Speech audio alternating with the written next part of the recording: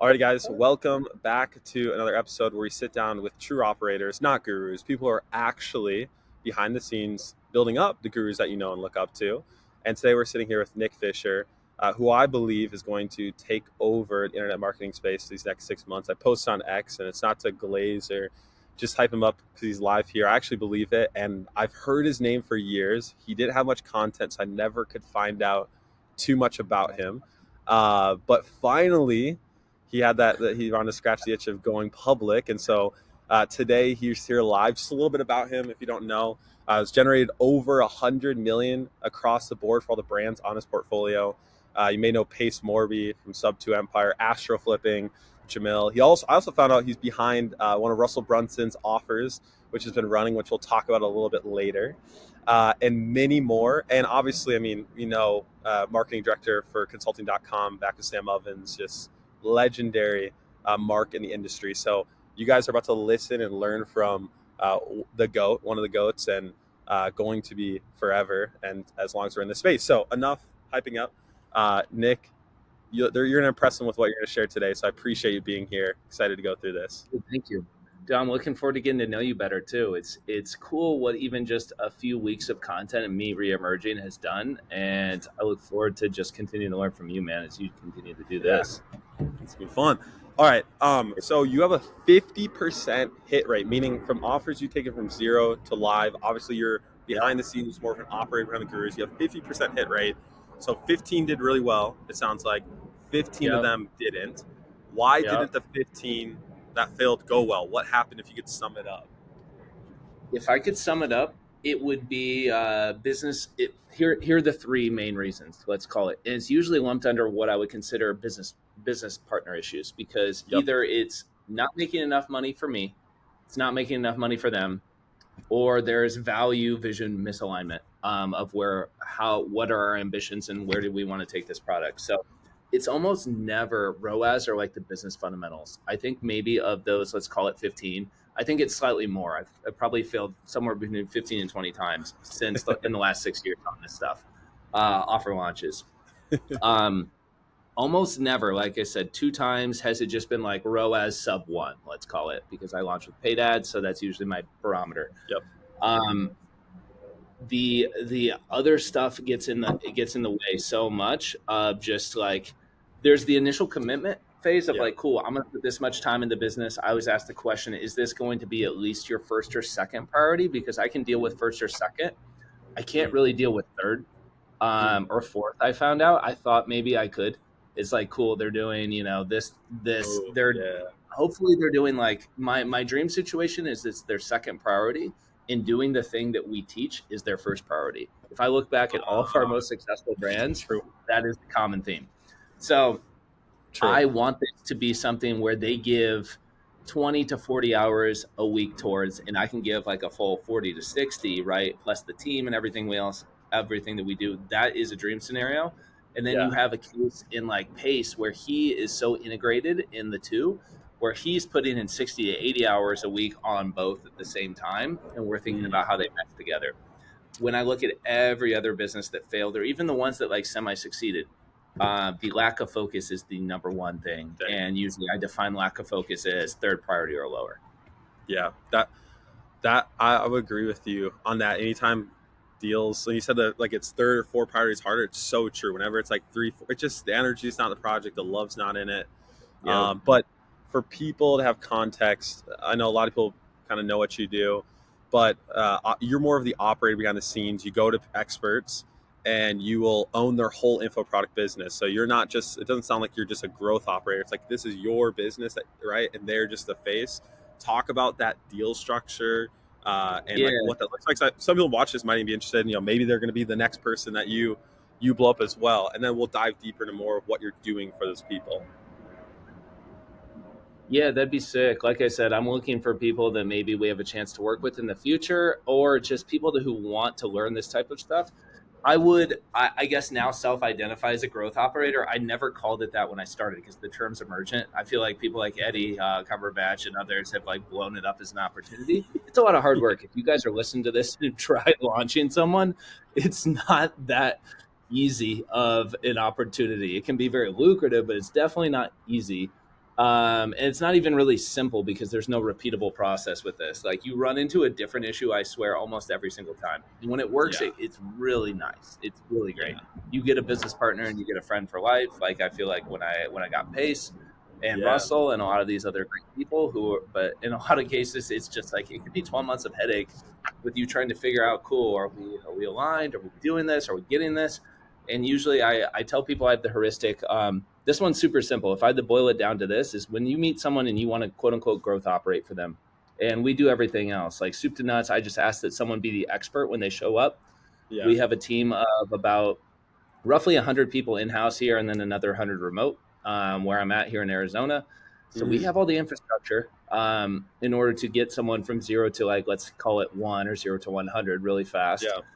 However, it needs to be equally yoked. And I say, like, if I wouldn't want to pick up the phone at 9 p.m. or 10 p.m. at night and take a call from this person, then it's not the right fit.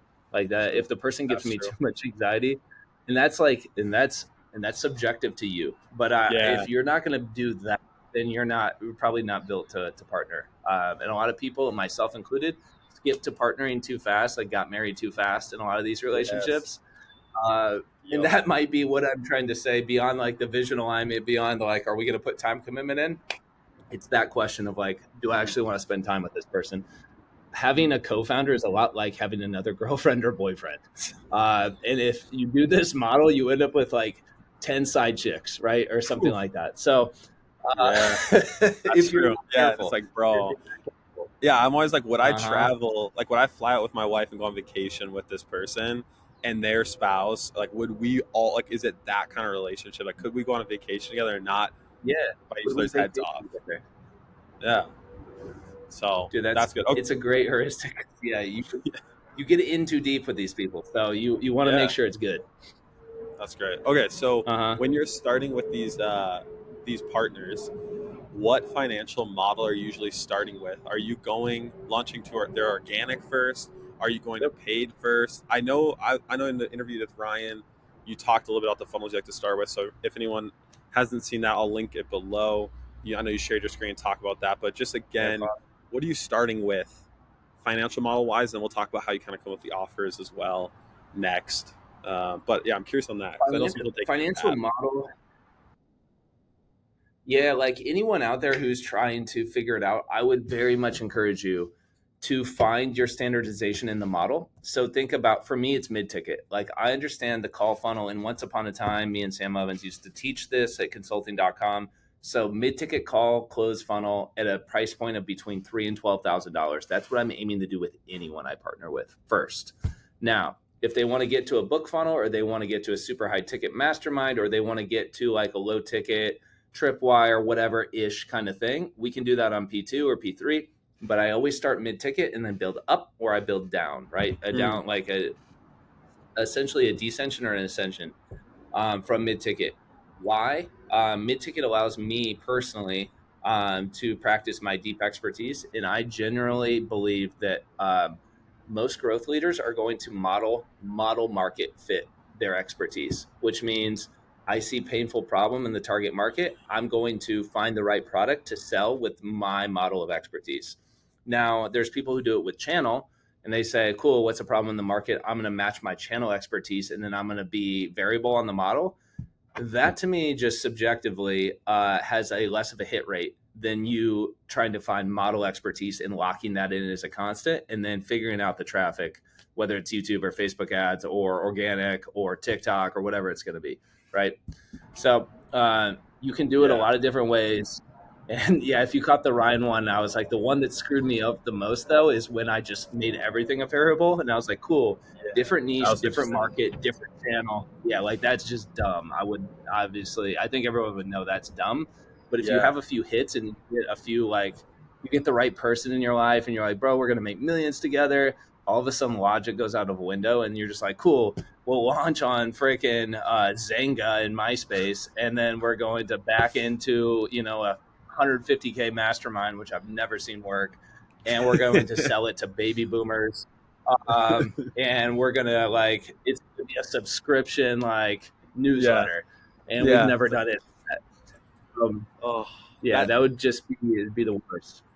that's I learned that lesson. Luckily, it went okay for me. But when I launched, because I published Mark Lack, and for that, we knew the Dude, best channel for the. I didn't know that. The personal brand course you launched Mark's personal brand Nah, on? nah. So his Shorten set the is gap? one after that. So we actually took over. We Ah, launched a new one under his face, his name, because Shorten the Gap. That one, it wasn't sold. revised. Like once he exited the company, now Mark was out of that, and so I came to Mark. I was like, "Yo, Mark, let's do this next offer." And so that's where we're teaching the copywriters and agency owners how to go into more of publishing as well. So we're not 0 to 1 because you can't teach growth. You can't teach growth operating a newbie.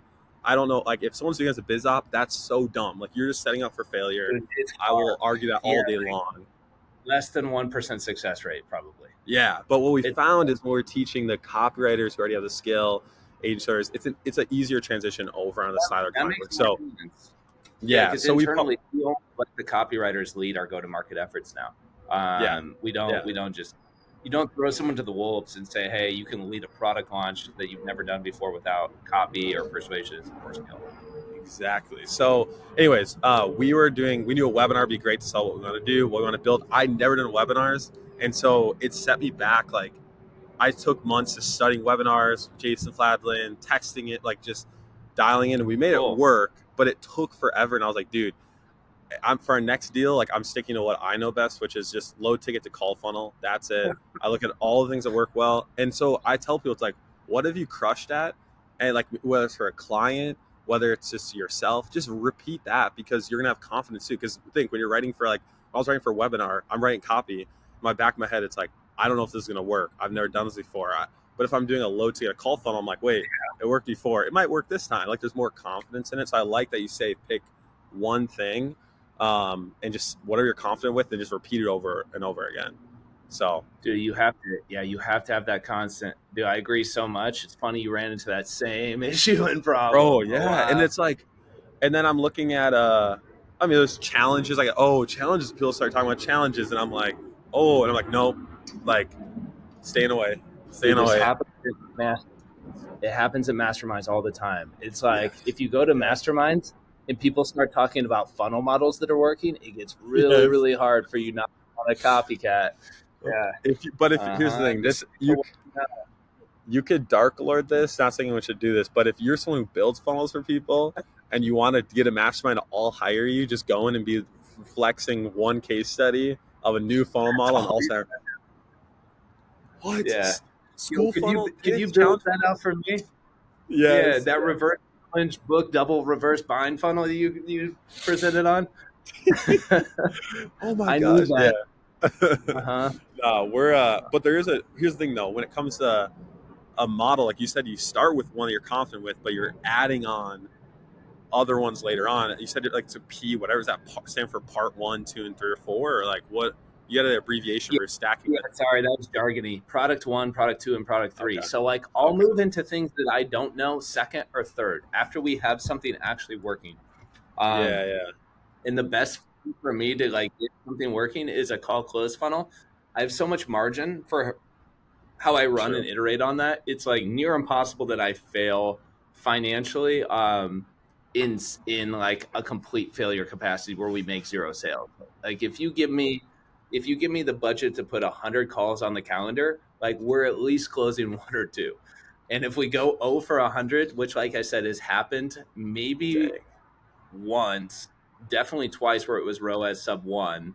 Yeah. That's rare. That's really, really Yeah. rare. That means that it's so bad that I'm like, all right, it's best that I don't even think about why this isn't working. Let's just move on to the next. Yeah. Just got this in the mail, actually. Russell's newest sales letter. It's for Thought Leader Live. I don't know if that's related. I haven't No, gotten to dude, the I didn't get URL that. yet, but it Dang. has a Oh, Britney Spears quote.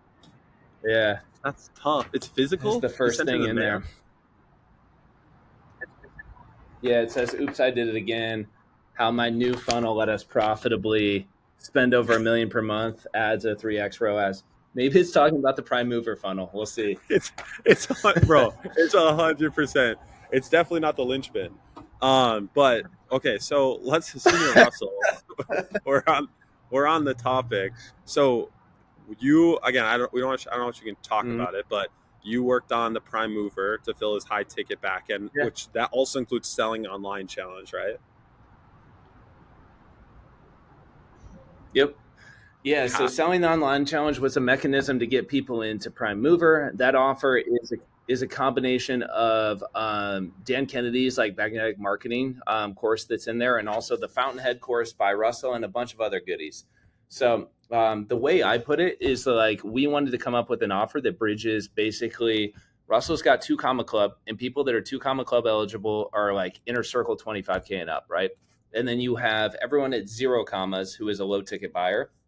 This bridges the 1 comma, the 2 comma like club is the prime mover offer to me. okay. That is a way to Yeah. get there, help people facilitate that bridge faster so that Russell can at least extend them an invitation into his inner circle. Because if you've been there at Funnel Hacking Live or what will soon be whatever else Yeah. he's going to do in the future, um, he is pretty good about just selling or just pitching the mastermind to people who can deserve it, or not who Yep. can deserve it, but who can financially Yeah. afford Yeah. it or should be in it. So Deserve it. historically, he did have, yeah, who deserve it, right? But like who are qualified. And Yeah. the people that he didn't serve in the middle were was kind of the gap that sought to fill with the prime mover offer. So like the curriculum he already had, like he already did all the course coaching work there. So it wasn't like it was for Pace or Jamil, where we were advising on the whole process from product creation to funnel to traffic. Yep. We just had to come in and bridge that in between. So a lot of Hmm. times it's like we have traffic coming in, we're running ads, we're targeting straight into that, but a lot of times they're coming in from the low ticket Russell universe, trying to figure out, okay, how do I get to 2 Comma Club? And the way I wanted to position this offer was, could we basically position this offer as a way, the fastest way to get to 2 Comma Club, the fastest way to go from Yeah. 1 to 2 commas. So Okay. that's what that offer pretty much stands. And yeah, like dude, the sales motion, like I said, is different than anything I've ever done. Um, it breaks a lot of the rules that I just said prior to this. And the Yeah. selling online event was a huge catalyst in the beginning. Now we finally have a standalone model that's working beyond that. But up Oh. until like a few months ago, that was the primary driver. Yeah. Russell sent a denial of service attack against this just so we couldn't get the secrets out. He said Ben texted Russ, quick. They're Yeah, talking about us. swamp them with traffic. Send the whole email list to the stream. Crash it. Uh-huh. Yeah, I catch it. Um, okay, let's see if we can continue. But what I was saying is, I did not think that selling online challenge would do well, just because it seemed too generic, too basic. There wasn't much novelty to it, in my opinion. Yeah. I thought that my hypothesis was okay. The people are going to buy that aren't at my awareness in the market. I don't know, but how did you get to the point of that being the selling point? Obviously, it's Russell, so he does have a lot of influence and status. But like, why do you think it worked well at this time in the market when I thought it wouldn't? Dude, that's a great question. And I think that's something that Russell just knows deeply about his audience. Is that I am really, really strong into it needs a unique mechanism or at least a very like unique value prop Yes. in order to sell. So I was trying to lean into the idea that like the idea of even one to many is so overplayed to me, and I was treating the target market like it was me, when that still might be like first mover or just novel concept to the people that are still on his list who still haven't made that work. Um, and then there's this component of irony that I thought might kill the offer, in the fact that we were selling the idea of one to many without a sales floor with a sales floor. Um, so to me, I Hey was man, it like, happens all the time in this space. it happens all the time, and I forget there's like a backdoor or reverse Uno card that you can play. Yeah. Where you can just disclose that, hey, like, I'm going to give you the secrets. By the way, you can either allude to it, just overtly be like, we're going to sell this at the sales floor. You can certainly buy this way. What I'm going to teach you works for me in this promo. And it brought me back to consulting.com when we sold the idea for essentially Consulting Accelerator, sold the idea for UpLevel. And UpLevel sold the idea for Consulting Accelerator. And it was just like these two different models that interplayed. Um, Huh. one True. that sold the idea of fully distributed remote consulting, and one that sold the idea of transitioning from done for you to done with you hybrid, right? So Yeah. Yeah. it brought me back to that. I'm like, cool, you don't have to be completely, let's say, congruent or fully aligned with, okay, like the best thing forward is to sell by Yeah. phone. Okay, we're selling you by phone. Why do you think we do this? Because we sell by phone. We're teaching you to sell by phone. It's a meta lesson. You don't have to go that way. You don't have to go the meta lesson. Yeah. Yeah. Mhm. Okay. It reminded me of Another hypothesis on why I thought, okay, this is going to work well is because I feel like in the internet marketing space, there was a lack of optimism because there wasn't some new funnel. Like there was no novelty that. coming out, and people are kind of like, there was nothing new. Like we had call funnels, then we had clients community crushed with group funnels. So everyone's doing group funnels. Correct. Then school came out and said do recurring. Then we saw that the lifetime of freaking recurring wasn't as good as it seemed to be. And then they're like do annual, and that wasn't really clear. And so everyone's like, what? And then it's like low ticket. No linchpin. I don't know. And then so my thought was like, people are so lost that they're like, I'm just gonna do this because like I'm gonna walk because there's no hope. Like there's no one to copy. That's So my that's thought was like maybe that. that's actually a good theory. You're gonna make me pull the sales calls after this and listen into a few, or just keyword Yeah. search it, because yeah, I think people on models. You're right. There hasn't been this crazy innovation on top of the actual claim. So you need claim and then innovation. But the assessment you just had is exactly right. It's like Sam is trying to make school work, so there is a natural inclination for him to hype reoccurring. Him and Hormozy both, Of and it course. does. But to get out of the average 3 month retention, or like to get out of like 33% churn rates, which is standard for info, 25 to 33%, Yeah. very hard. You can do it, but it's very hard. And Yeah. linchpin, right, relies on the fact that you have usually a software or some sort of reoccurring idea in order to parlay into that funnel. Yep. If you do it Yep. as an affiliate model, then you're losing 40 or 50%. You're losing all the cash margin on top of it. So, yeah, there hasn't been. What I always tell our team is like, I'm dying for someone to actually invent the next new funnel flow that like blows Yes. everyone's mind, because it will And happen. It's but just like, it hasn't what if happened in a like while. yeah, I feel like we went from like because there's stages of markets where it's like romantic, realism, like this and that, whatever, and then we go to like Yeah. yeah, and so now I feel like we got to a point where novelty couldn't save anybody. It's like you just have to have a good product and good marketing, and you could use any funnel. It's just you had to have a good. You That's just had to be good at it, which people don't like. to Like tell you don't like people. that. Yeah, like No one wants to hear that. but Yeah. yeah, but I think every market goes through. Where it's like you have people like Sam Ovens, then traffic and funnels, and all the spawnlings under Sam who teach education as a biz op. Inevitably, majority of the market is going to fade out because they didn't get into this to become good marketers. They got into this to make money. So my hypothesis is they're like, frick, like it's not as easy. I don't want to be a marketing business or a sales business. And I feel like I see so many people like that's why I'm recurring. They love the idea of recurring, but then they do that and then they disappear. I'm like, well, frick, like Yeah. okay, I got may the best win. But then I feel like selling online, I was like, oh, did Russell find the way? Like I So, thought so the you, all right, linchpin. I so was like, you did he joined find the us way? on. Walk me through your wave of Yeah, emotions. Then, yeah, yeah. So like this offer is not good. It's not going to sell. I don't. It's basic. I already bought the perfect webinar script. Then it was like he ran it a second time. I'm like, okay, people must like this. So I yeah. buy the ticket. Then I get confused on how to actually join or when it's happening, and it was just too far out. So then I didn't attend it because it was 30 days. Like I joined like the start of the month, so I Oh, just didn't damn. attend it. Then When there was was no that? Was that replay. last year? No, no, it was this year. It was this year, January. 2 months ago, 3 months ago, yeah, 4 months ago. So the one of the more recent ones. So Yeah, it wasn't a 30-day though. It was a 30-day challenge frame. no, it was like 30 days. It was still like weeks out till the next one started. Got you. I thought you meant you joined a 30-day challenge. I was like, I don't think we did that. Yes, Yeah, okay. different Russell Brunson. Yeah. Right. But yeah, it was super long, and I'm like, as a me, I'm like, well, I don't want to wait because I know there's a pitch at the end. So then I see the call funnel, right? Which sounds like that one is that one that's ripping. You said is can run on its own, or you said on top of the challenge is a direct one that's going. Yeah, Is it that? there is. It just launched in the last few weeks here too. There's 2 different funnel paths to Okay. get the prime mover, at least that I am aware of. There maybe is a third. I'd have to talk to Chris, Yeah. VP of marketing over there. Actually, But see, Chris, can you yeah, hear me? How many funnel paths are there to prime mover sale right now? 2 or 3? No, how many funnel paths?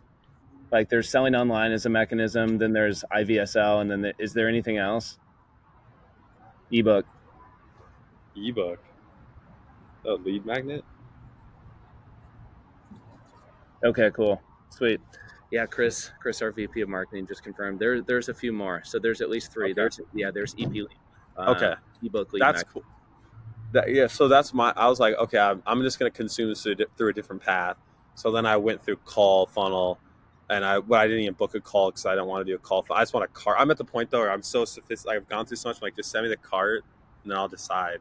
And I'll look at your FAQ, or I'll Yeah, talk. Someone has to you're sell in me. like, dude, you're in the most aware, like Claude Hopkins. Yeah, you'd have. I need like a friend like you or Ryan come to me. Like I joined Iman's program because Ryan was like, "There's cool people," and I'm like, "Okay, I want to be on cool That people's was the side." value Join. prop. That was it.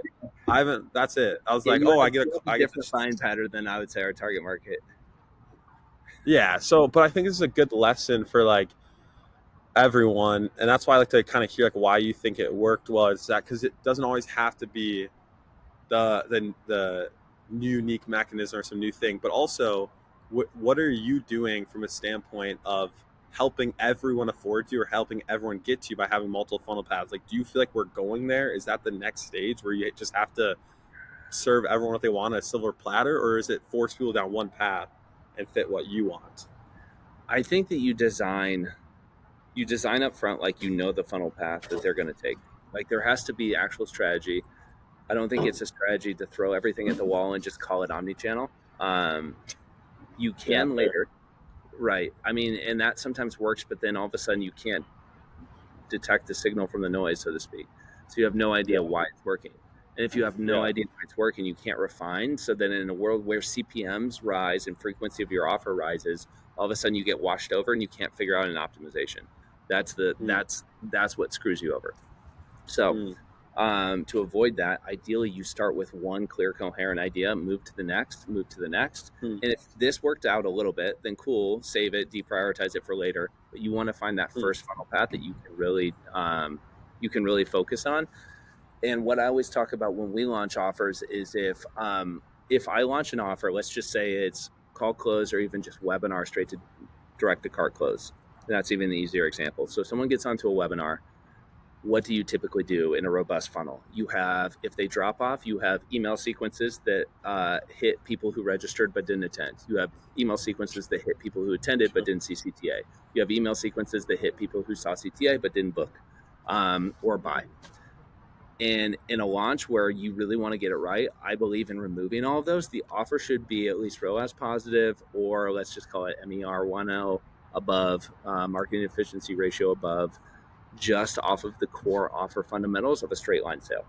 Because if you can do mm, that, then you can add in all these optimizations everywhere. You can add in email, you can add in ads retargeting, you can mm. add in JV and affiliate, you can add in referral, you can add in whatever you want, ascension on the back end. But if you can't get it to work just by its bare naked straight line path, to me, Mm. it's not that you don't have an That's good. offer, you just don't have an offer that could last more than a couple of years. That's a great base. I love that. I love that baseline.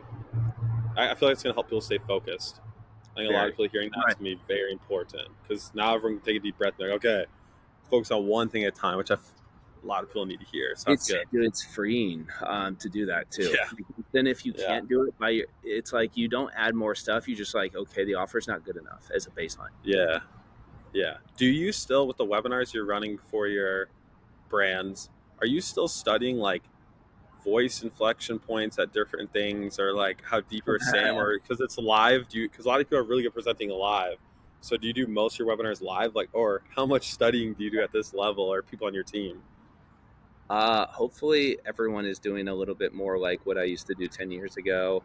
Here's what I do though, like for Pace and everyone else, is I study drop off points. So if it's a live webinar, Oh, there's always this retention curve. If you look for any VSO or webinar, it'll look like the COVID curve, where you have this like flattening of the curve, right? Where you get to yeah. critical mass.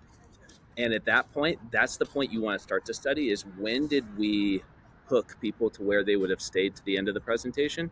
You normally Mm, determine this point because it becomes reverse exponential. Imagine like this is minute zero right here. I yeah. think I'm in the Yeah. reverse.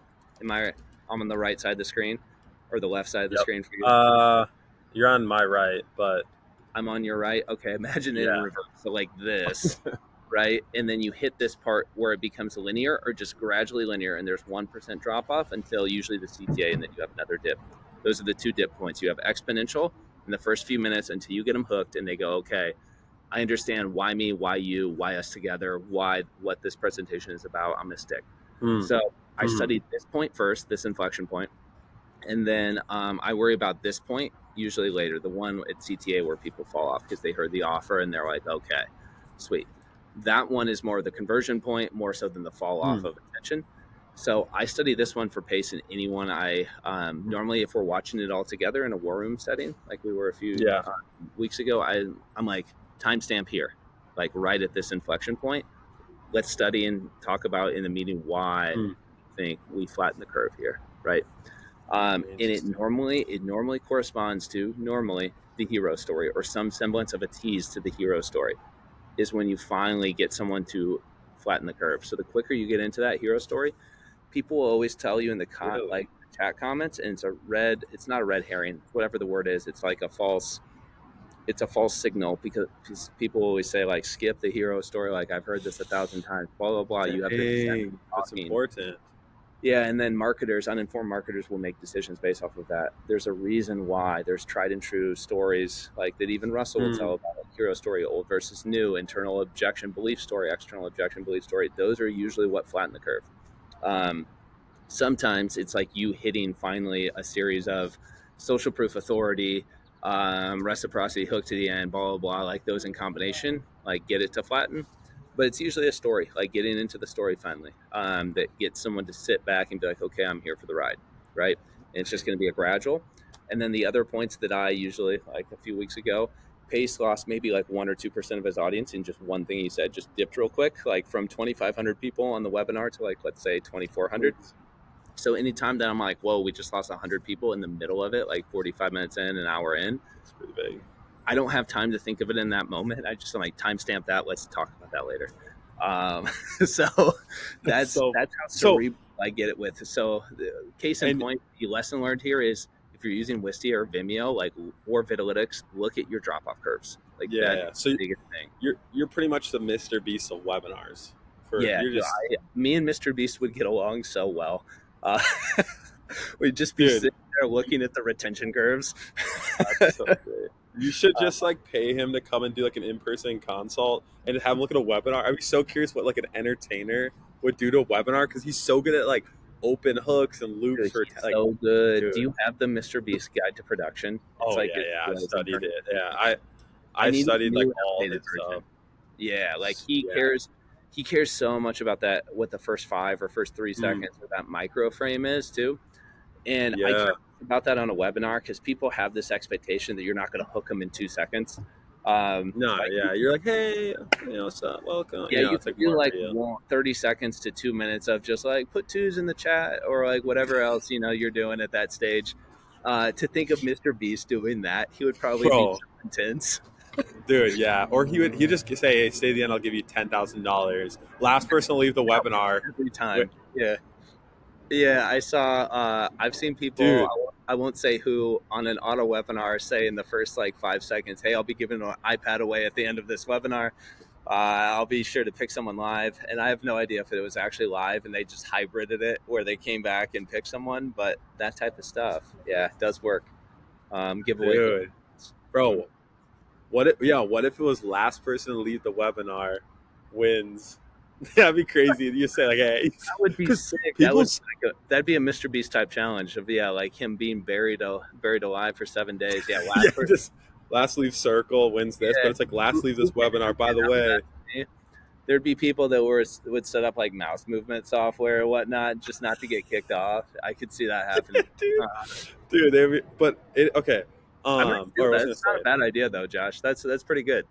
Yeah. because the thing is, but people stay on the webinar for a very long time, bro. What I'll do because I was curious because Jason Fladden was like, people stay on so long.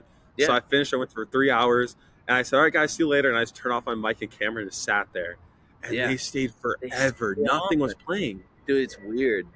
It's But I weird. think, but I think at that point, my thought is, so I know Ryan told you about a event. Did you look into that ever?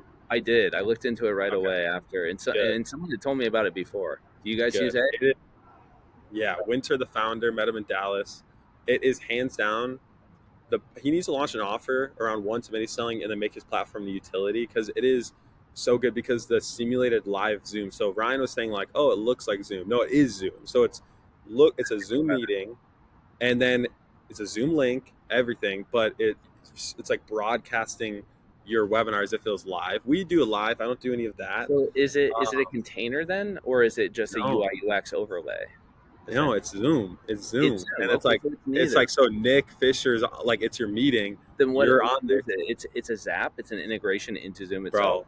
bro. I don't. He's It's Winter's a some genius. magic. It integrates in like 80 tools. I don't know how he does it, Okay. but I think the real power of it is uh, there's one link for everything. So he has everyone gets a custom join link which tracks all the data.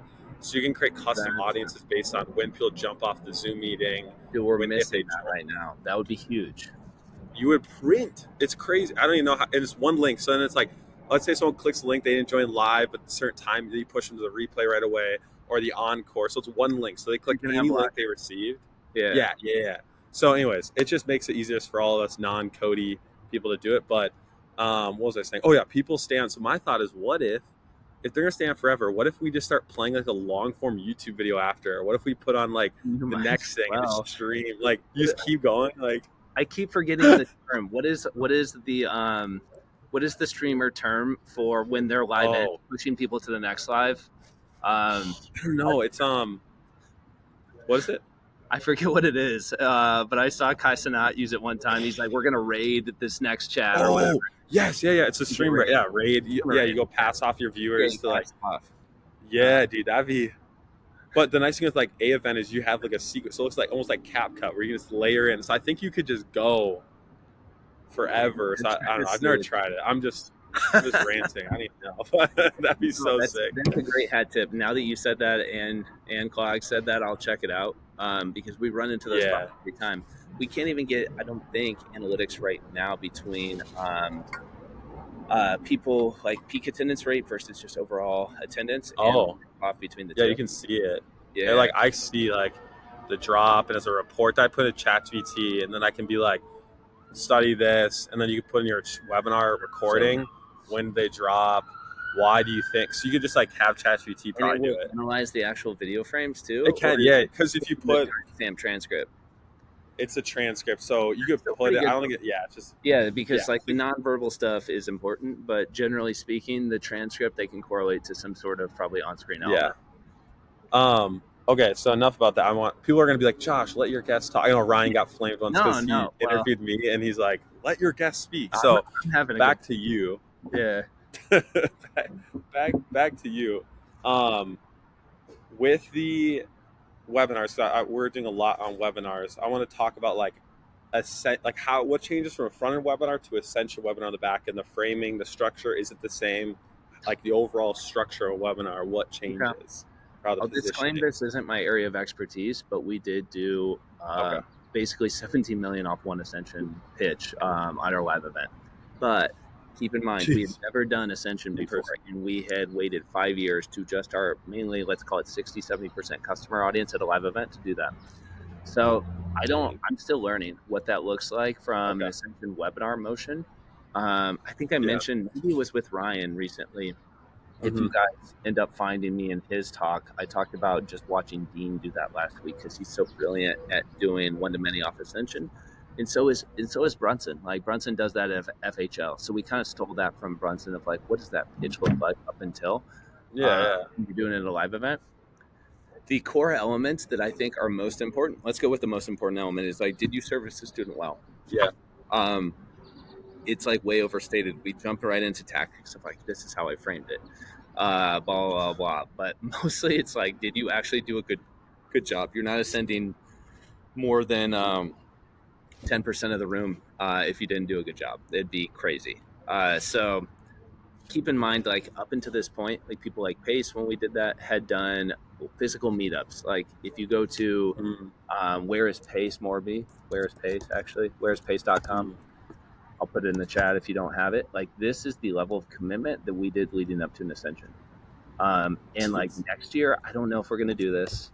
This isn't confirmed, but Pace wants to do a deal, help a student do a deal in all 50 states in 100 days leading up to our next live event where we make an offer to ascend. And if he does that, the ascension rate should be wild because it'll completely kill our number one external objection, which is this doesn't work in my area. Like it'll actually just dismantle that one argument. So if he does that, then that's magic, right? I don't have to do much. Huh. I can just be like, well, just Yeah. do that. Let's support that effort. But beyond that, like the things that matter is, I think doing it too soon is people feel like they didn't get the thing that they actually wanted to buy, and they feel a little bit misled. Doing it too late, Yep. you risk your best students actually going off being successful, forgetting about you in the community. We risked that ladder, and I think that True. probably happened. We True. didn't get a lot of the initial people that were successful that missed out on this movement that we created. Yeah. So I think Yeah. probably the key to an ascension is doing it in cohorts, and not just ascending everyone at one time. That's fine as Mm. a way to simplify, but I would say think about Mm. the value or the promise of your offer to get to X in 90 days, 30 days, 60 days, and aim for that being the ascension point. And then aiming for some sort of short pass or VIP fast pass to people and offering it one to one over the phones, if you have that ability, Mm. to people who trigger or get there faster. Um, Mm. that's what I would suggest is especially I've learned from Cole Gordon being his mastermind. I always like wait for ascension. If we promise a result in 30 days, don't pitch before then. He was like, no, get them on the Yeah. phone, get them to an activation point on day 5, just pitch them on that. He's like, that's fine. And me having bought from Cole like before the quote unquote point of Yep. ascension, I was like, yeah, you're right. That's wise. That's true. So that's my That's thing. true. The biggest thing you can do when you sell someone into the program, if you're either a growth operator or the guru themselves listening to this, is you have your explicit promise of the course, like get to X outcome in X amount of time normally, right? Yep. Explicit or maybe implicit. If Yep. you get them in aha, that's not even that result, that gets them to a point where they wouldn't refund anymore. We call it the activation or aha moment.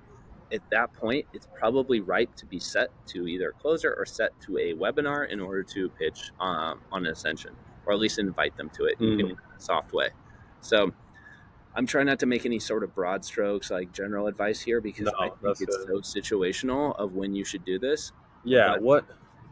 But yeah, there is What a frame a you should look at it through.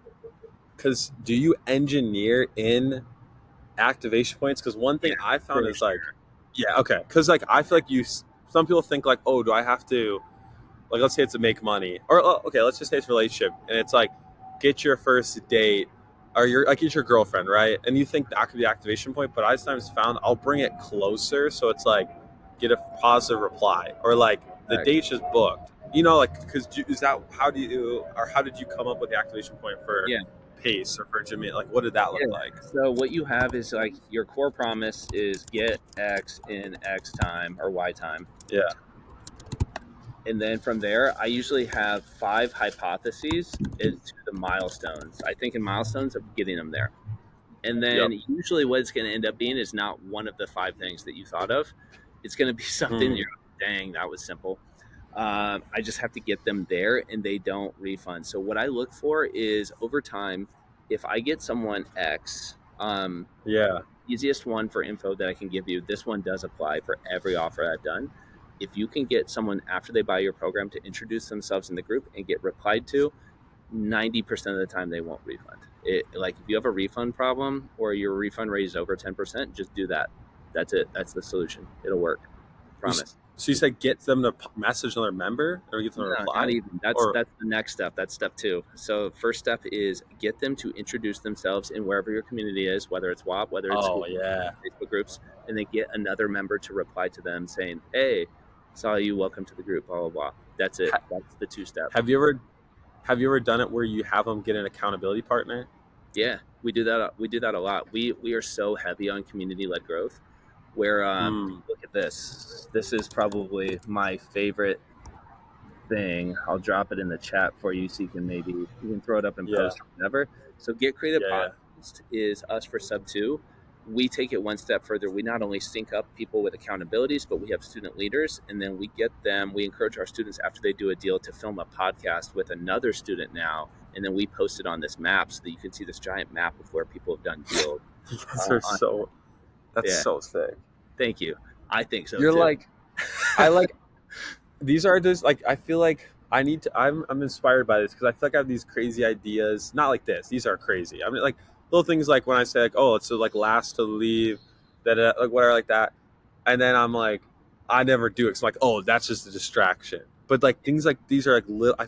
At scale, No, they have big lift. activation points are never the distraction. In fact, activation, I think, if you're thinking of acquisition, conversion, activation, retention, Yeah. referral, ascension, if you want to put your mind in the best place where you can do any of that, you think of activation. Because after you activate, you can do anything you want.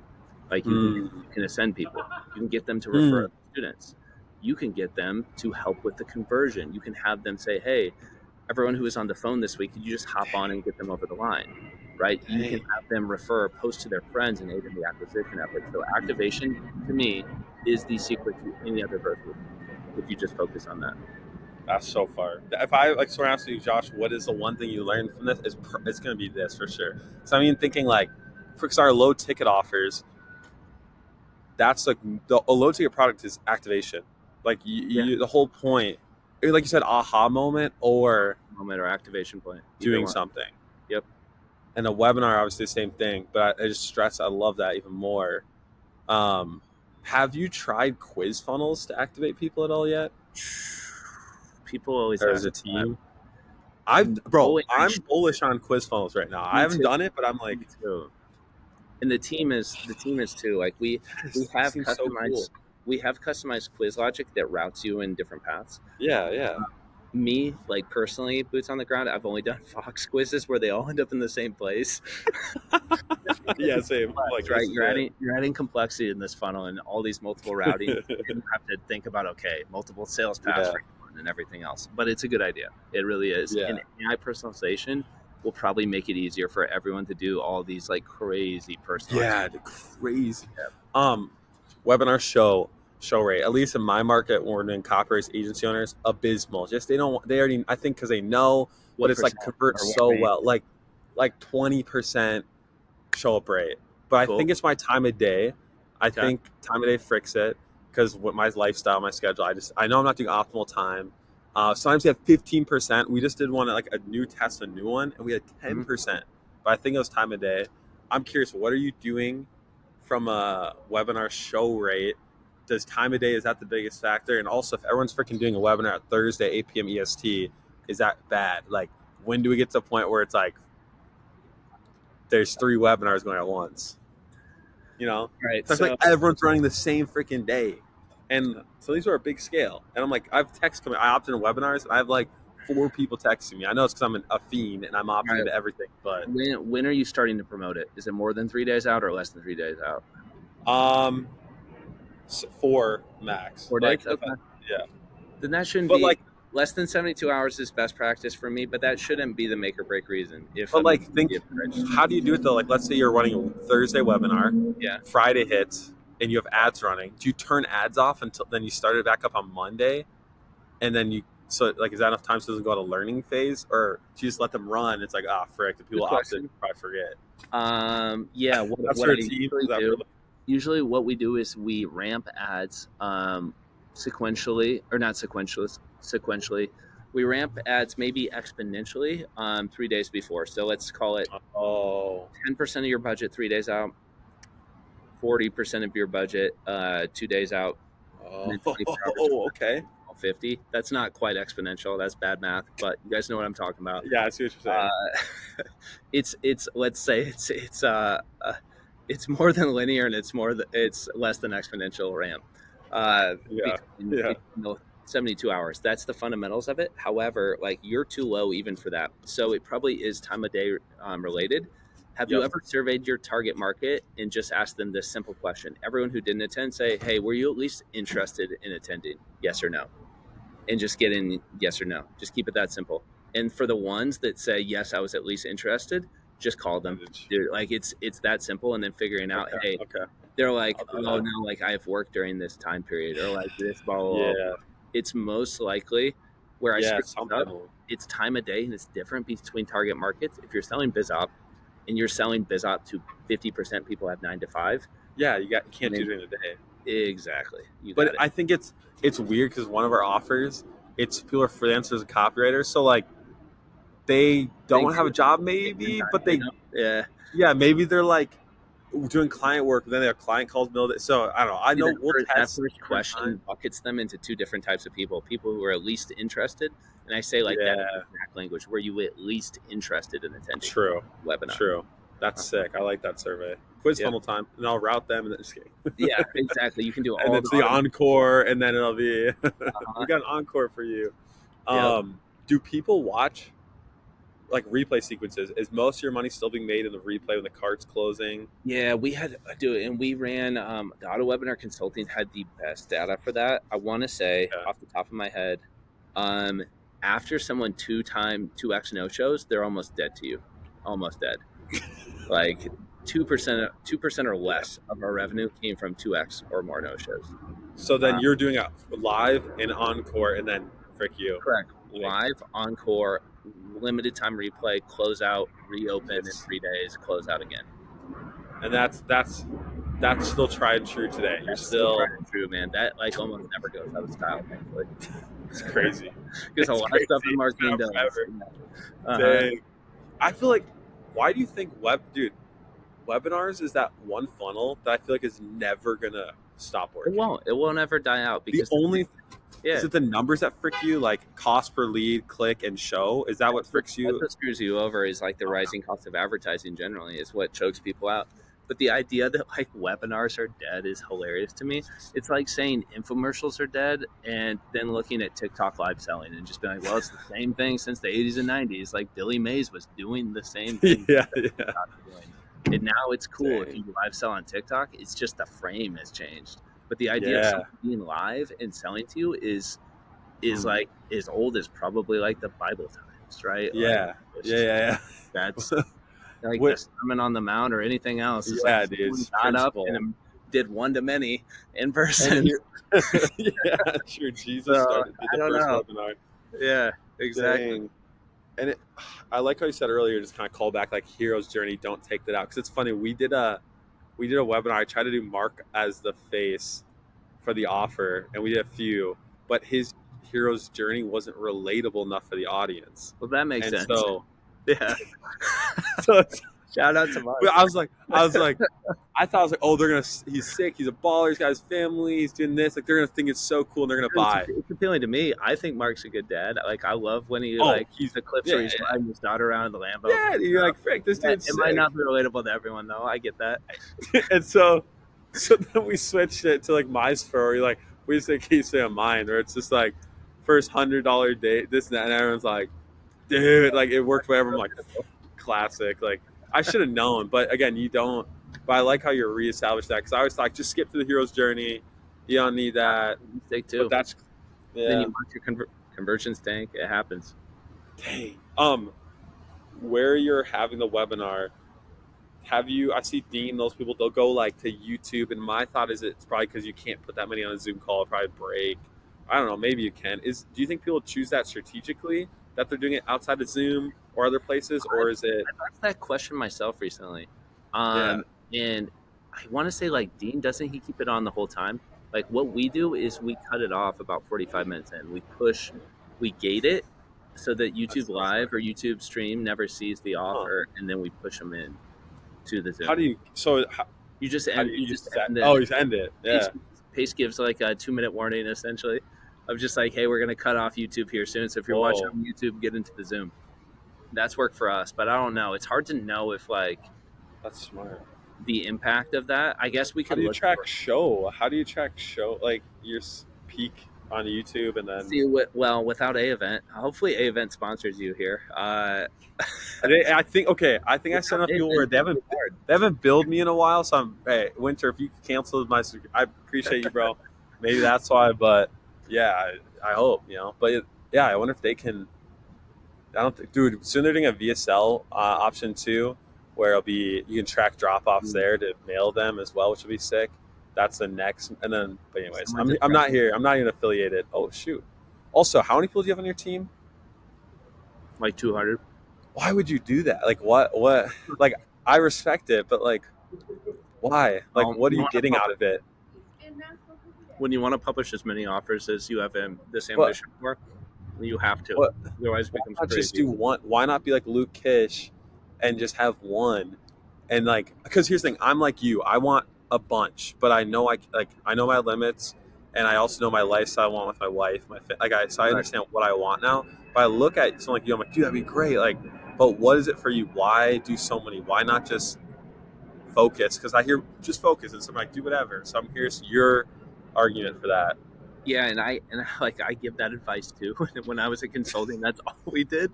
So I always joke that like I left as Yeah, and then just proceeded to follow none of my advice that I used to give. yeah, It's because I got like an ego about it and I thought I could do anything was how I started. And then what I uh, found too is why it's hard to consolidate right now is that we eliminated a lot of brands this year, even down stuff that was semi-profitable. We shut down brands that are profitable multiple times. So mm, we're still trying to consolidate is the answer because mm, focus is everything. So yeah, don't let what I did or the mistakes I made get in the way of like the lesson I learned again for like the 10th time in my career that focus yeah, yeah, it's a force multiplier. yeah, And yeah, the team though is intentional. Like the team is a moat, and I have the for stomach for sure. that. Like I love that. I don't necessarily want the location freedom lifestyle anymore. Mm, I used to. There was a yeah, season in because my aren't you, life where that was you have a appealing. kid, right? Aren't you married? Yeah, but like I love being here. I love being in office. I don't feel chained to it. I feel like we built a company that's a reflection of me and Josiah and our personalities, and how we operate. So to me, it's like fun. It's fun to be here. Yeah, that's cool. That's Mhm. cool. I like that. You don't Yeah, need to. You don't need to like at all. There's like really high leverage info businesses that exist with less than 10 employees. It's very possible. They can yeah, all for be sure. remote distributed. You don't Yeah, have to do this. but yeah, I do see like the moat that it brings, like that. That is pretty intense of like a moat to have, and like if you can do it, like there's only a few people that are built for it, and you obviously are the person. That's what makes you so good. Hmm. But yeah, I was just curious, like because everyone, like you think of Mr. Beast, like why would he do that to himself? But it's like he gets something out of it to keep him hooked to it. It's like for you emotionally, what are you getting? Are you did you as a kid you like something like what are you getting from it? That's a good question. I think here's what Well, I'll say. you're Am I glitching out now? I was going to give you a tour. I'll stop. Um, yeah, you're glitchy, all but right, I won't you're pretty give you a glitchy. tour then. Then what I'll say is um, that what actually motivates me and what I constitute what I'm trying to do in life is I'm trying to collect people in my life. I try to hoard knowledge. I try to hoard like money. I try to save Mm, money. I try to do this and the other. But what I really found I'm doing is collecting experts in the amount of great people I can have in my life. And having a mm, company allows me to collect more great people around me. mm. So There it is. that's just it for me. Yeah, yeah. There's always something. That's why I always like to ask. I'm like, what is it? I like to ask that too because some people It took may me a while watch to this and figure that out compare and be about like, myself. Yeah. Why does yeah, this it takes you a happen? while. Mm-hmm. Yeah, yeah. And there's like people might watch this, like, oh, I'm gonna do it. I mean, like Nick and build a company, but then I like having people share why they have it because then someone might hear that and like, wait, I don't really care about collecting people. I actually care about this, and then they don't get themselves in Yeah, a right. Like situation they don't actually having a big like. company isn't a flex. It leads to more problems, like more process. If you don't generally love having the people around you, then I definitely wouldn't do it. It's not like it's not cool to have a building with like your name on it or anything else, or a lease with $30,000 in rent or whatever it is, right? So per month, it's not cool if you don't want it. Don't let other people's Yeah, no, don't let other people's flexes like get in the way of what you want. yeah, 100%. That's great. Why haven't you done low ticket? Dude, that's a great question. Maybe we should work together. Maybe the next question, do you want to come on to my YouTube show now? And then we can discuss low All ticket. right, Something so to think about I'll you. send the invoice. Yeah, no, but Perfect. yeah, Invoice up front. just How much are pitching we you. talking? Yeah, yeah, my invoice. No, but I'm always curious. It's like, I mean, you okay? You actually have. You did selling online we, challenge, so you we have do done low we do ticket. some low Yeah, ticket. It just comes in, like I said, it's normally the second or third priority within a it's. brand. Yeah. I found a way, and we'll talk. We can just on your channel, open loop people to go subscribe to you on YouTube. But BizUp, I found until recently doing low ticket was hard because there's so much you have to do change work to get someone bought into who wants to take a step to make money in a certain model. I know a lot of the offers you've worked like real estate, this and that. There's not as much time on a low ticket funnel, like on the marketing side, so getting even someone to buy like a even a low ticket product and actually consume it. That's the issue I ran into. That's why BizOp I'd always do a webinar and then for other things. But there is a way that I found does work well to get people in the door, which we'll talk about on your channel, so people go subscribe to you. Let's do that. Yeah, come over to my channel. Let's do it soon, because a rock for this quarter, of which is in September 30th, is to figure out what the next low ticket is. And to like I think it's activation. Obviously, at the end of the day, it's like you need to sell something, quickly activate what it comes down to. That. But yeah. Anyways, there which you already have down. But I was curious, like why you hadn't in the past. But obviously, you stick to what you know. It sounds like, and just rip that. That's it. It's about focus. I got to get my focus somewhere, because it's certainly not on a number of projects. So I gotta get it somewhere. I can't like chase other funnel models. Well, Dang. Have you done any health related offers yet? Nope, haven't done that either. So are you industry specific too? Like, is your focus point where it's like same market and like the same funnel? Correct. You stay in that. Okay. Markets I'm familiar with, BizOp products, mid-ticket price points, sales call funnels, scale to product 2 and 3. Where, outside of with the money you make from this, where are you investing in? Where does it go? Like, I'm sure Mark guy, are you like Mark Yeah, you're on Bitcoin too. Dang it. I told him, I was like, bro, what are we launching your Bitcoin course then? Because that's where I'd like to put my money into, is the launch of your Bitcoin product. Like, what we do is invest money into our next launch. That's the truth. Yeah, that's right it. Now. I have been like in stocks. I have been a little bit in crypto, but not much. Like, to me, I just reinvest in business. Yeah, because like you just love what you do right now so much you want to split your attention. Well, it's not that. That's okay. Kind of. What I want to do is be able to not have to take outside money. And with info businesses, you don't need a lot of money to start them, but you do need we invest somewhere between 10 to 150K in another launch of another product. And you can imagine over the course of 30 products how much money that would cost, and some subsequently sunk into those launches. So we outlay cash at the time. So that's what I'm doing with my money right now, is reinvesting into the business. There will be a season soon, probably within the next 10 years, where I won't do that. I'll probably try to actually use capital leverage in a bigger way than what I'm currently doing. That's smart. Have you been like or have you tried to dabble into software with any brand's portfolio? Yeah, we have. That's the one thing. Has it worked? Yeah, it has.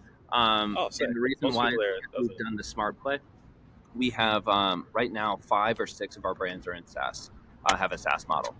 And what we generally do is on product 2 or 3 or 4, for a certain brand, we think about what is the major product or pain point that we can solve with software, and can we find a technical co-founder. So in all, let's say 5 or 6 of those, we have Prop AI, Movable AI, DialOS.ai. Wait, you have Pop AI? Prop, PROP.ai. Oh, I thought you said Poppy. I was like, no, I wish I would have retired just now after the acquisition. All right, so we have Prop AI. Prop AI is AI setters. Movable AI is AI book builders. DialOS is AI for setter teams. If you have a setter team, we have analytics intelligence for that. And then we have DealSauce, which I forget what the domain is. DealSauce.io. Yep. And then I'm blanking on a few, maybe 1 or 2 others here. But yes, usually like a few of those are sold to our real estate audience. But all of them came from a pain point of us selling info products to our market, and just developing it from there and pre-selling the idea generally. Okay.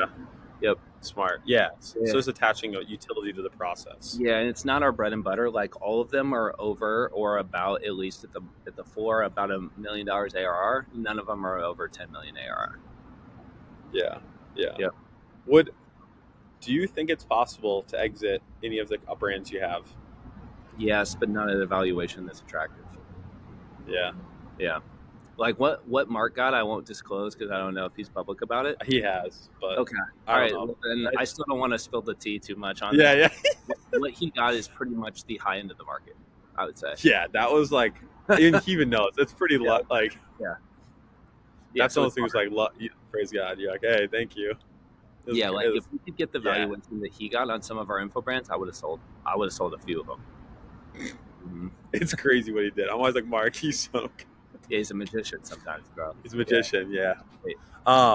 But yeah, I think because everyone's like software, we put software in our thing, and we have a big. We're doing low ticket for a big brand, doing 4 million a month, and they have software, and they're like, we want to have software. Big parks want to exit, and I'm like, okay, it's got to be like, I don't know, like I just see so many times I've tried it, and yes, it kind of makes it more attractive, but then it's still like the software only makes sense because it's a biz op, and the biz op uses the software. It's not Yeah, always like it use case doesn't out of make it. it doesn't make the whole business like ed tech, unfortunately, and trades Yeah, at ed multiple. So we will yeah, probably maybe exit some of the software plays that we have. That's possible. We already yep, have some interest in a few of the ones that I just mentioned there. yep. At certain valuations that would trade at your typical SaaS multiples. But the info and like parlaying that into the SaaS and then calling it SaaS, that to me is probably more of a pipe dream. Yeah, 100%. Well, Yep. glad you're saying. Hopefully, people listen Yep. and save So if themselves you're from. if you're building these businesses, you ideally should be building info businesses for the cash flow. And what you do with Yeah, that cash flow, whether you reinvest into more brand launches like I'm doing, like, hey, keep my chips on the table, or whether you're pulling the chips off and starting something else, or investing in the crypto yep, or whatever else, those moves you have at your option. Just don't let people sell you on the idea that you can sell like personal brands at 10x EBITDA, because I have seen no evidence of such a thing. yeah. No, that's same. Like, Yep. yeah, I'm glad you're saying it. When it comes, I love what you said when you're talking about with Ryan how to start. You said like to start, you can get away with just being like the growth like just have the face and then use the growth operator, set and close deals and do all the marketing. The next level would be having like a done for you sales agency, and then you go like you can stack the team there. Mm-hmm. Past that, what's like the mid size? Because like for people in my shoes, I like keeping it lean. Like we keep it lean where it's like funnel designer, who's Mm-hmm. also CTO, media buyer, done for you Yep. sales agency, me, and the expert. Yep. Dude, that's And pretty much my bare bones minimum viable yeah, team. I like to have let's call it 3 people under you if as the growth operator is a good yeah, in-between play where you have a head of product, a head of sales, and a head of acquisition. And that acquisition head could be your media buyer. The head of sales could be your sales manager slash player coach, and the true. head of product could be your community manager slash course curriculum design. Those Yep. are 3 essential roles that if you don't play them, someone's got to. Yeah, that's fair. That's Mhm. yeah, I like that. Because I feel like that's enough room. But past that, like, what's the The next layer next of it. level? Like, yeah, like you're leveling up past. Let's say you're more aggressive and you're like someone wants to really. Dude, I have done like go to market teams of 8. Even one that me and Mark crossed paths with was Sigma Society with Bill Zarian, which we both were involved in helping to launch that. That Yeah. team, I think, was probably even a little too big, where people like wires got crossed. Anything more than 8 is definitely too big to launch these Too brands. Like much. you end up getting you get in people's way more than you do actually help. Um, Yeah. with someone of that size, though, you want to add in maybe someone who can do visual branding and visual marketing, because that's Okay. so important to honor the reputation of the existing brand. True. That comes into play. Other than that, you really don't need anyone else other than maybe someone who sits and runs project management. So I'll add that too, is like a PM in Yeah, addition. we got like a VA for that even, and they've been just Right. And VAs, micromanaged. I mean, if it's a good enough VA, they can sit in any of those seats. But yeah, when you True. think of like growth teams, you think of less than 5 typically, and you have a growth Yeah. team, and then you have someone who's heading up AC, you have someone who's heading up the sales and the monetization of it, and you have someone Yep. heading up product, and that's about it. That on one of your YouTube videos, you database or research like 20,000 courses and have all this Yeah, like so that. data and stuff like that. Uh huh. Yeah. Why did you make that in the first place? Were you just like curious, having fun? How often Yeah, do you it use was. that tool in your process? I look at it almost every day. I looked at it a couple hours ago. Dang. So what I end up doing Are you gonna is sell it? Are you gonna sell that data? I don't know if I can. Like Or it's internal? it's not. What do you It is, I mean, guess bro? it is You like my me to data keep that though, up? because we do database it. You're right. I could sell it. I never thought about it because I use a bunch of third party spy tools to basically input Yeah. inputs into the database. But yeah, we could sell it. However, it's a competitive moat for us and an advantage. So I always tell people like you, if you want me to spot check and look someone up, I will. But I don't just like turn loose the actual database to Smart. anyone. Good answer. Yeah, because the statics are cool. Like if you're like, hey, send me the database for this month, amazing. I'll send that to you as a friend. And it helps us figure out what markets we potentially want to enter. Because in this space, to tell me if this is hit for you is like you go to a mastermind or whatever else, and someone's like, it's crushing right now, blah, blah, blah. And then you go and verify something, and you're like, okay, no, it's not. So what I use it for is primarily figuring out, okay, I identify markets and then I identify the price range of things that I Yeah.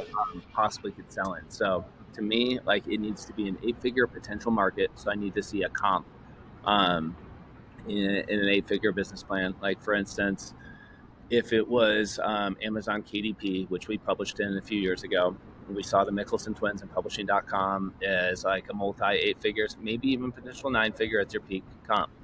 From there, it's like what range of all KDP brands that are selling is the price Yep. range. Okay, people are selling things from $19 all the way up to $8,000. That means a mid-ticket price Yep. point. Therefore, we initially verified that market demand. Yep. So that's my primary use case. My secondary use case is just like finding funnel hacks. And like I said, a lot of times I just go through it and I'm like, oh, that's interesting. I'll save that for a rainy day. Yeah. It's We really seem to be making this yeah. funnel. Maybe it's a product 2 or 3 Huh. after we initially get traction. Because to me, I'm not trying to screw up traction. Like it needs to be a mid-ticket price point for me at first. And then from there, I'll have some fun. I'll try some stuff I haven't done before. That's cool. Yeah, not that kind of data. I feel like it's huge. Like it kind of just prompts the mind. I feel like too, and just seeing what's going out there. It's, especially as your level, strategy wise, it's probably good to have a good pulse in the market. I feel like You just have like to, otherwise you idea. get delusional. I'm already like semi-delusional like with this stuff, so like you got to root yourself back into reality. That's true. That's so true. That's like, have you seen like the site boringcashcow.com? No, but that's what I'm after. That sounds great. Sounds right up my Dude, alley. like newsletter like mails you like these boring online businesses or niches that are just ripping, and some are info, some are just like affiliate sites, and then funnel of the week. Have you heard of that one? No, Probably that's have all the data on their stuff.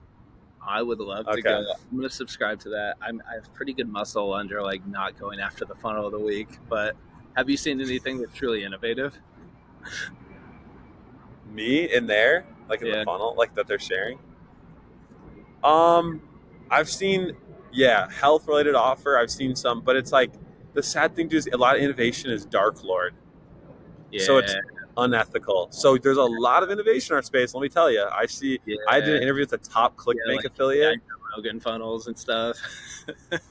I asked, I did an interview with the top ClickBank affiliate. We just redid it today because the other one was too. We shared too much Too of much. what is bad.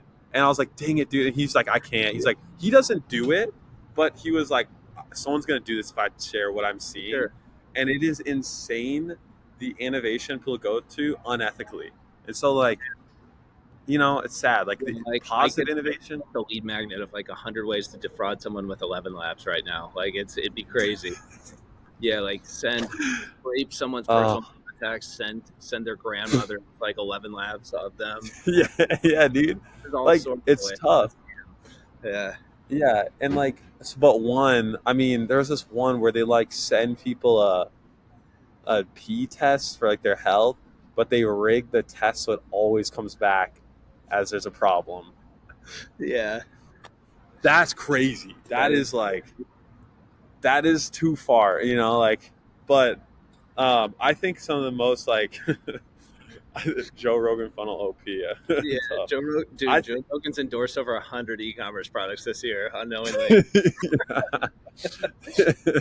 poor guy. Uh, Or Dr. Oz. A lot of people do yeah. Dr. Oz. But I think quiz funnels, innovation quiz funnel wise, has been. That's why I'm really like interested in it, That makes because sense. my thought is like, why not like, because okay, for webinar funnel, people always like increase consumption, so they want to show up. So I see people do like watch these videos beforehand, or you email them. But my thought is like, not everyone consumption's already low on that, but a quiz funnel like keeps them in one spot. So why not after a webinar of an opt-in do a quiz funnel that does like how much could you make from sub to whatever, what's potential in your market. They go through it, you show this, like, and then it's like they say they're Minnesota, which is where I'm at. What if it was okay? Then here's this, and then it's like, I'm in Minnesota, and then also like pulls a case study. Then I see freaking Joe from Minnesota Yeah, testimonial. So like my thought is like, what if it's like quiz funnels? Yeah. So that's it's sick. segmenting That on and city. what I'm doing with Get Creative podcast too in there. So like that one in particular, I've seen people do versions of that. In fact, Okay. Okay. let me see if Because this I still works. I haven't done it, but I was like, I feel like quizzes are the biggest innovation I've seen. Like ecom brands doing hundreds of millions with a quiz funnel, some info doing millions with the quiz funnel, and it's just because it's personalized. It leads people to limitations. It reveals problems. It tells out. Like I feel like it. I don't know. That's the only thing I've been bullish on and seen. I'm studying right now, but Dude, I had this I don't idea. know. I'll leave you this for funnel ideas for Bilzerian. When me and Mark were kind of crossing paths on that, he had this his like reason for why he was doing what he was doing. He's like, I want to help the ugliest guys like get girls or whatnot, or feel like they have the confidence to attract girls. And I was like, what if we did a reverse wait list where instead of like the nightclub thing where the hottest guys and girls get the fast pass, what if we like use looks max apps to scan face on the LP on the landing page, rank them, and then slot them based off of how ugly they were up the wait list. Um, and I was like, the sickest thing to me is like, let the ugliest guys in first. So if Dang someone it, bro. out there Dang it. would execute on that idea, because I pitched it, I had it mocked up, and I was like, the thing would work. No Just way. if someone, I'll probably never work with a pickup like course again. So if Yeah, someone, yeah, I just need a shout out later. Just yeah. That's wait list yeah. them on Share that how one. ugly they are, and it'll crush. Dang. That's tough. Wow. Yeah, that'd be sick. Yeah, AI is gonna make it. Let's see. That's tough. Eric, Yeah. thank you. Dang. That's all I needed was someone to think that was a good Yeah. idea. Yeah. Yeah. Quiz funnel. Someone said quiz funnel segmentation for personalized social proof. Yeah, I think that's what's cool about it. So I think the innovation there has been cool. I'm gonna test it. I don't know. I don't have any data yet, but we'll see. That's the only thing I've seen cool out there. But Yeah, consumption. I think there's a lot of comps to like that quiz funnel, even working in just a very simple version. Even if you're doing a 50% split, right, or just this way or that way, that makes a lot of sense. Yeah. Yeah, but you were Yeah. thinking of personalizing to the geo itself. Well, I think for you, I don't know. For me, I can't really do that. But you have case studies in Geo different states, that so would work for us. Yeah, because of the yeah, external because that this won't work in my local market. Yep. exactly. So imagine beforehand, it's like they watch the video. Which I'm. What are you doing webinar follow up wise to get people pre-framed or teed up to the webinar? Do you, or is it curiosity and open Yeah. loops, or do you have them consume anything? We do like we have a big thing for us is like reciprocity being the best principle of influence. So we're big on giving value. Like sales rep hits, and sales reps not trying to call and sell them beforehand. That rarely happens. Like 1% of our sales happen pre-webinar, despite them getting blanketed by people reaching out. We're really just trying to give them value, and we have so many lead Huh. magnets, resources, testimonials that we're shooting those over ahead of time, just in a manual Really, way. so your setters are hitting up free webinar registrations with content. Correct. Yep. How many Text setter? call. What's the activity model of how much can a setter? How much is it automated? Is I it wish AI set like? we have AI setters, but we're not using them right now for that purpose. We should probably in the future Yeah, because we're getting maybe, but now where our team can't handle all the registrants. Like last webinar 2 weeks ago, we had 5,000 reggies, 2,500 on. It maxed out like what you could do pre-webinar. dang. Yeah. What Like, Dean has more than that, so like, and I know he doesn't Dang. call. There's probably an automation that makes sense for us right now. There's okay. I hate to keep hyping up a event. I'm not an affiliate, guys. I promise. I have no affiliate link. I denied one from them. Josh's affiliate link when he gets one. I'm not gonna take one because I love doing glaze like the soft I'm wearing. But they have like They have like the ringless voicemails. Like Yeah. so like obviously voicemails, which is pretty common. That's built Yeah. in. How Okay. is it? Is it good? I haven't done it because they said unless you have an older market, it doesn't make sense, and like people aren't really doing voicemails. I So think it makes sense. Dude, People hey, you check. hear that, Winter? Yeah. Do you The check your next thing, voicemail? do I what? Do you check your voicemail personally? Well, I opt into too many funnels that I have. Me too. I Uh, never check my voicemail, so maybe it doesn't I'm work. sorry. Yeah, yeah, it's too many funnel opt-ins. But one other thing is Apple Wallet. There's a company, I gotta find them, but after you opt in, like it shows your phone, your like plane ticket. It keeps hopping up like this much time left. Yeah, the wallet. Someone made a software that does that, So smart. and so A-Event's trying to integrate that. But I think that would be sick. Imagine just like That would be sick. add this to Anytime your wallet. that'd be sick because I've done this before with friends. I have some friends on $1 a month Apple reoccurring payment. Like I sent that to Cole Gordon a few months ago. He was like, "What's this for?" I was like, "It's just for you to think of me. It's like an autoresponder. You can set So up weekly funny, or dude. monthly reoccurring payments. It's so great, dude. Bro, what if you? Okay, imagine if you could set. People do the PayPal outreach strategy. Have you seen that? Where they send like Yeah, 5 cents. yeah, What if you could do that to your like webinar registrations, where you knew your like cost per lead, you're just increasing it by like 5 cents, and everyone got like a freaking Apple notification where it's yeah, like, dude. You should do that. Like anyone that you think is a high value lead, see this. You can down here send reoccurring that's payment. so smart.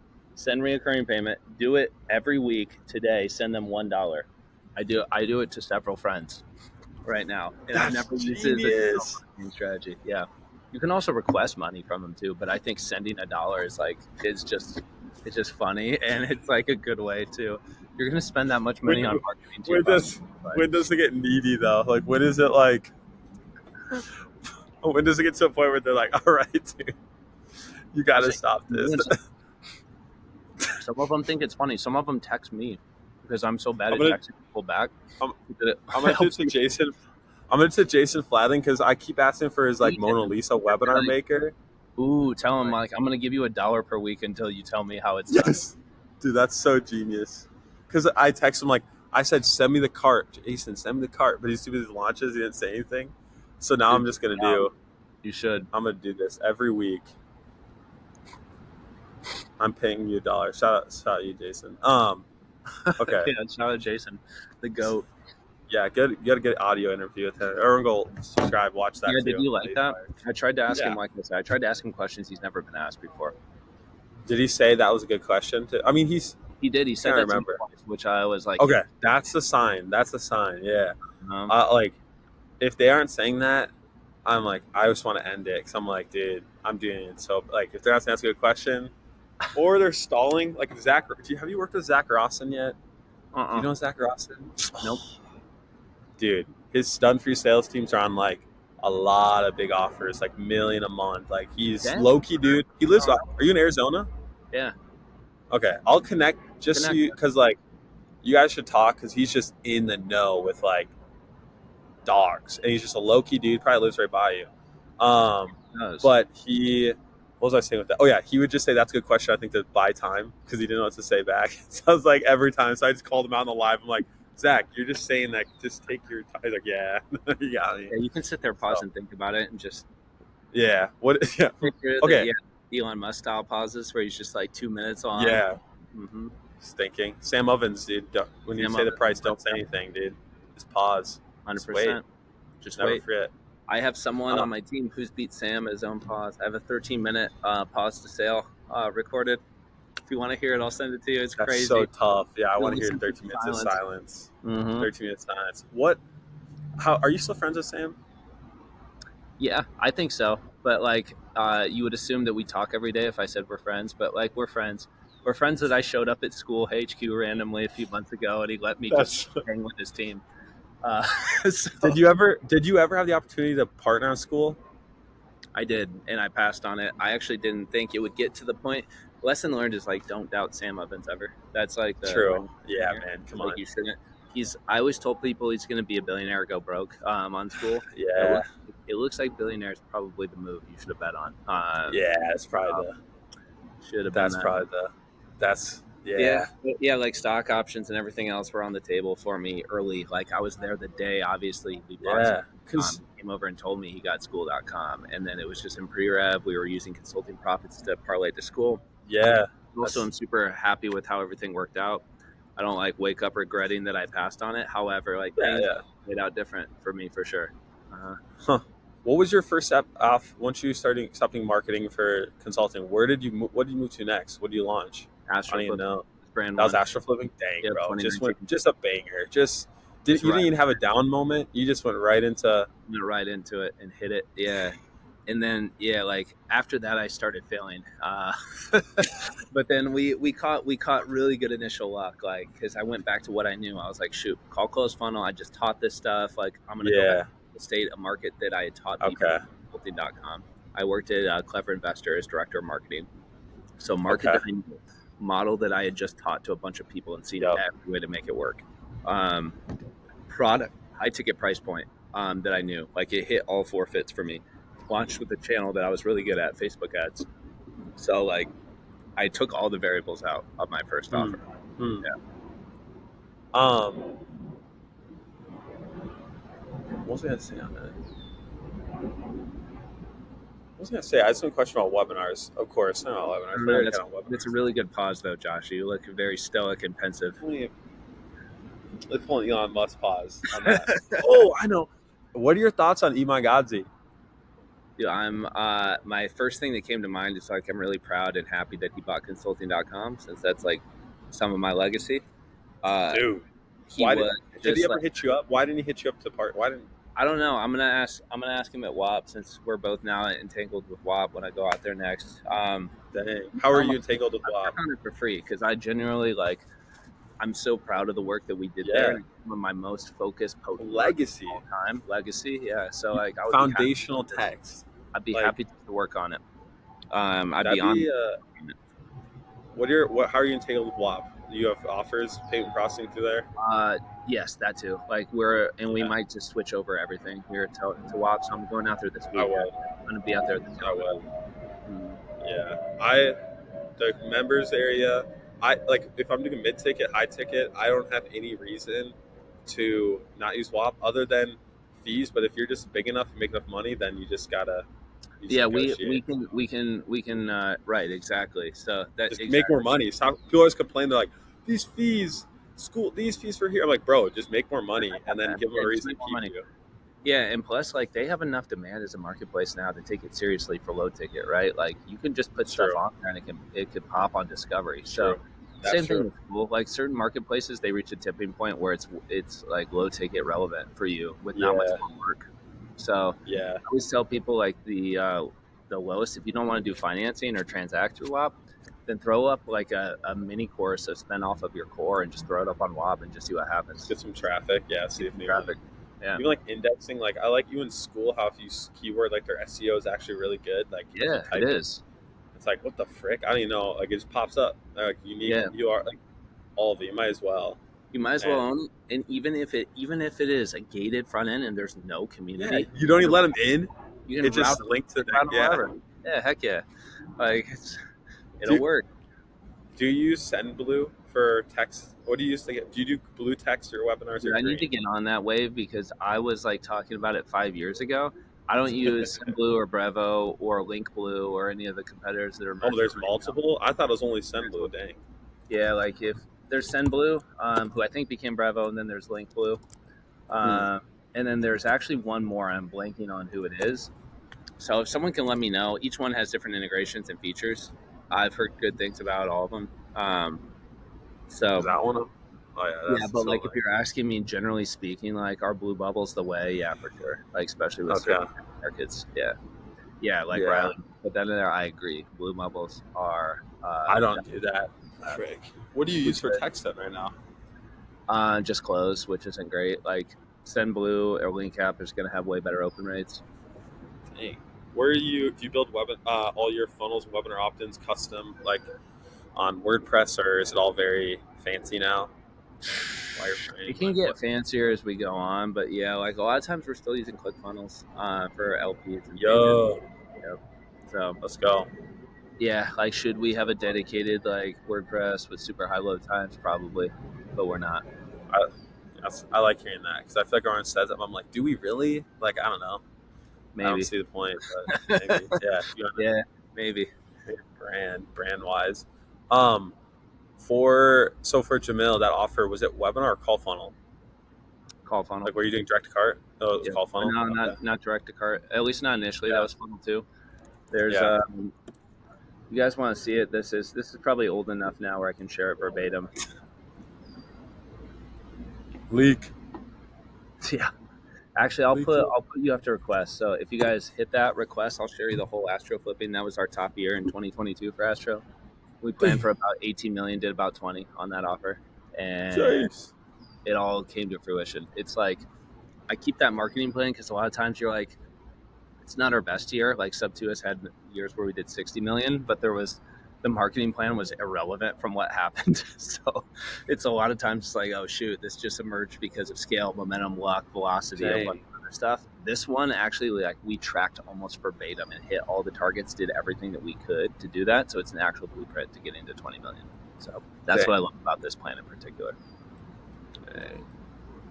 Yep. I've never given that away either, Josh. That's also an exclusive. Also an exclusive. Yep. I don't even know how people are gonna. I mean, wait. They just want me to request access, or can you actually see that? I thought I put it. I can see it, but I don't know if the chat. I don't know if that goes to them. I think it's just like internal versus chat. In the description if you want. If you don't want to, you don't have to. Everyone, let's do some. Here's how you're gonna get access to it. You got to go subscribe to Nick Fisher on YouTube. All right. Oh, thank you, man. Go subscribe, and then once you subscribe, come back under this video. And then say something, say like 1, just because webinars, 1s and 2s, drop a 1 or a 2. And then people who don't stay long enough, they're like, why is everyone commenting 1 or 2? And then and then I will send you the link. I'll have my VA send you the link, and then you'll get it. So you gotta go subscribe. And then we're gonna call you 20 times. Yeah. We have a custom. We're tracking this link, and then we're gonna send $1 to you every single week. All right, until you buy something.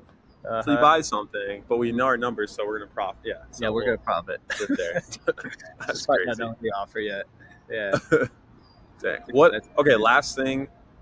Before, because I'm watching my sisters. They're having fun swimming. I'm watching them right now. They're just vibing, but they're gonna get hungry. I'm on babysitting duty. But dude, good man. Why come public? What do you want to get out of building your brand? Like what?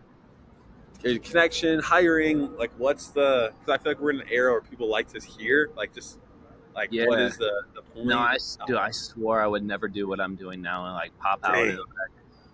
Yeah, but there's a time.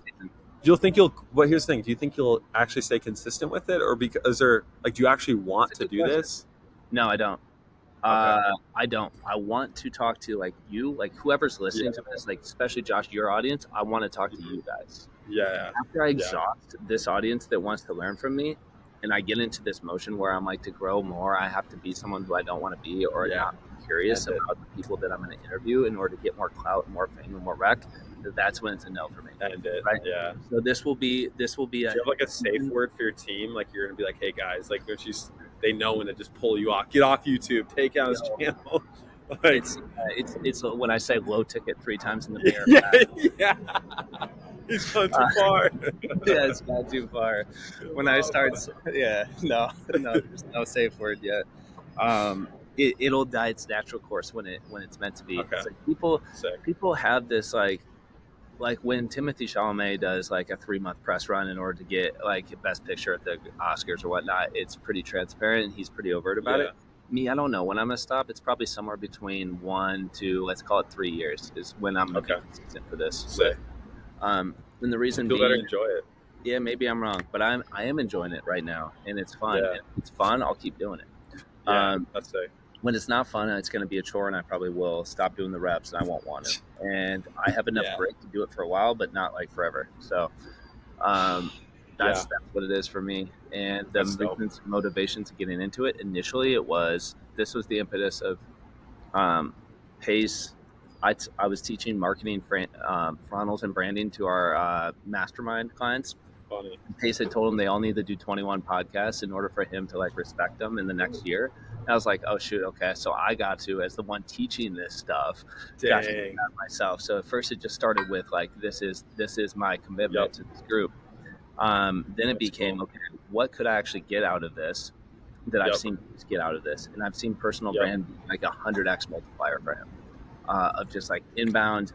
If I cold DM someone with 3,000 IG followers, way different than him with 500,000, right? Or 1,000,000.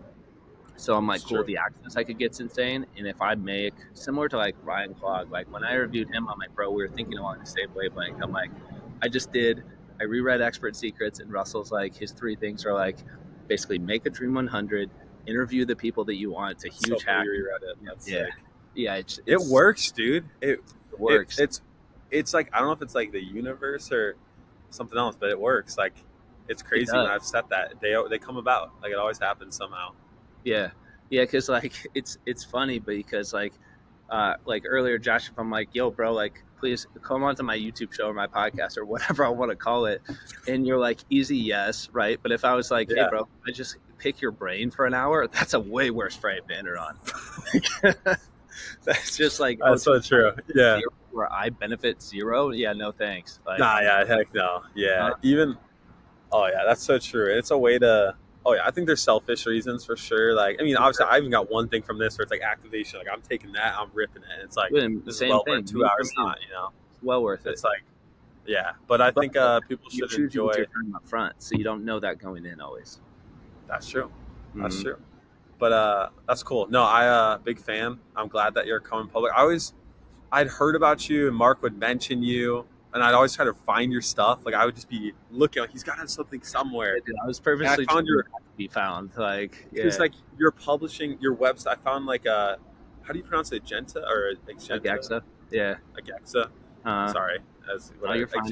But I found it. I was like, I thought I Tomato found food. something, and then that was it. And then I was like, dang it, dude. So once you start posting, really excited about that. And yeah, for everyone, I mean, anyone watching it this far in, there are obviously people that want to go deep and are like actual people love this game. So whoever's watching it, go subscribe, go support Nick's Yeah, stuff, and please. enjoy And it if you while he's still being subscribe, drop active. a comment somewhere of what you want to learn. I'm just dishing out like I have an What? internal Loom and SOP database from the last 6 years of building all these companies that I'm just like trying to find people that want this stuff and want to consume it. So if you comment That's something, great. good chance I have it and I'm going to Probably deploy it has to it. you. Yeah. So if you want the marketing plan for Astral Flipping, which is 100 million, never shared before, make sure to go subscribe to him. Then come back to this video once it's uploaded. Drop a 2 in honor of webinars, and we'll get it to you. What was I gonna say? Oh, um, frick, dude, I keep forgetting. I was gonna say something on top of. Yeah. Oh, your content. Oh yeah, what deals are you trying to get? What type of person? Like, are you for the next launch of the future? Because either in case I know some people running people, or are you trying to take on new brands, or are you just focused right now? We are, and if you know anyone in like personal finance who like fancies themselves the next Dave Ramsey, bring them to me. I'll give you that Ooh, specifically. Yeah, female or male? could be either. Doesn't matter to me. How big do you want them to be before you work with them? Most ideal is 1 million subs on YouTube plus with good average retention and average watch times. They're okay. That's most ideal. But I'll take No team existing, no team existing, no infrastructure existing, or they could have 1 or 2 and we could build around that. But yeah, like if they have a team of 20 already, they're probably not going to be a good fit because they're not going to value yeah, them. they're not gonna let you. They're not gonna let you. Yeah. Too many Okay. gatekeepers. Okay. Yep. Okay. I'll keep my eye out. Okay. If that's you, hit him up, or if you know people, guys, send them over to him. Mm-hmm. Yeah, I'll keep checking. Would you? Oh, do you need a? Are you doing? Do you do JV like your brands? Do your brands JV or affiliate other offers? We sure do. And it's the bigger they get, the less the more choosy that they are. But yeah, Yeah. certainly that's been a huge. How? That's usually acquisition channel 3 or 4 for us is always affiliate JV. Would you want recips? Do you need a recip to do it? Not always.